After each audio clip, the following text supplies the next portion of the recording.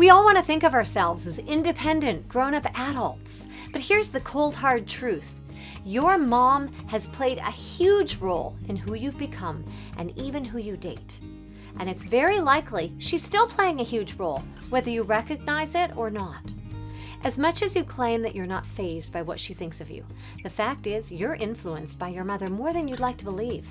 Still don't believe me? Here are just a few ways that she's managed to entangle herself into your love life.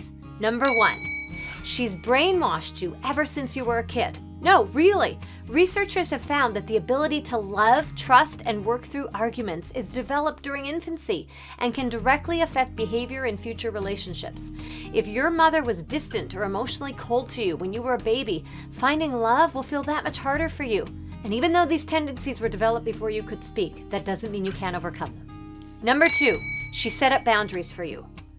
We are naturally programmed to view the type of relationship that our parents had as the norm. So if your parents had a loving, trusting, long-lasting relationship, then you're in luck. But unfortunately, this isn't always the case. With roughly half of marriages ending in divorce, and many more on the brink, and others that are just downright dysfunctional, the majority of us are following examples that are so much less than stellar. Studies have shown that children from divorced families are so much more likely to have marriages that end in divorce themselves. Number 3. She taught you how women are to be treated. But isn't that a good thing? Well, here's the deal.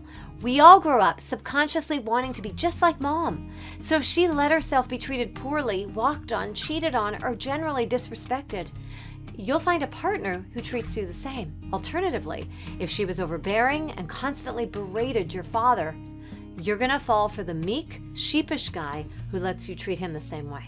Number 4. She's a constant reminder of everything that you're doing wrong.